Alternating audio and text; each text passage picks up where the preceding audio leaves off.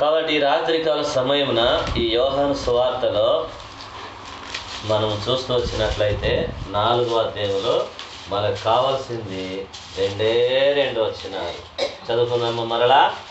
28. ఆ స్త్రీ తన కుండ విడిచిపెట్టి ఊరిలోనికి వెళ్ళి, మీరు వచ్చి నేను చేసినవన్నీ నాతో చెప్పిన మనుషుని చూడండి, ఈయన క్రీస్తు కాడా అని ఆ ఊరి వారితో చెప్పగా, ఊర్లోకి పోయి ఏం చేస్తా ఉంది?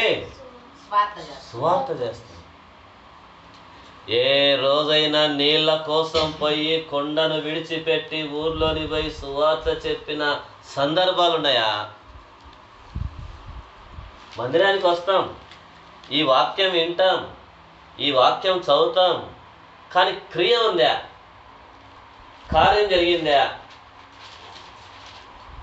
ఆమె చూడండి, ఒక్కసారే ప్రభు చేత దర్శించబడింది. ఆమె వెంటనే ఊర్లోకి పోయి యేసు ప్రభువుని గురించి చెప్తా ఉంది, యేసు ప్రభువును పరిచయం చేస్తా ఉంది.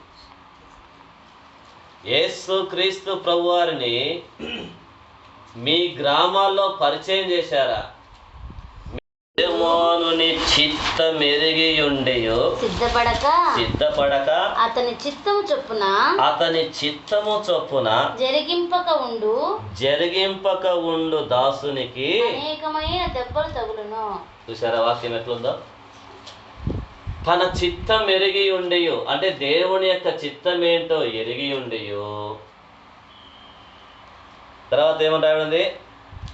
అయితే ఎరిగి ఉండియు సిద్ధపడక, తన యజమానుని చిత్తం ఎరిగియుండియు సిద్ధపడక అతని చిత్తము చొప్పున జరిగింపక ఉండు దాసునికి అనేకమైన దెబ్బలు తగులుతాయి, దెబ్బలు పడతాయి. అంత ఎందుకు విజయక? మీ పిల్లలు నీ మాట సరిగ్గా వినలేదు, ఏం చేస్తావు? ముద్దు పెట్టుకో, చూసినావా?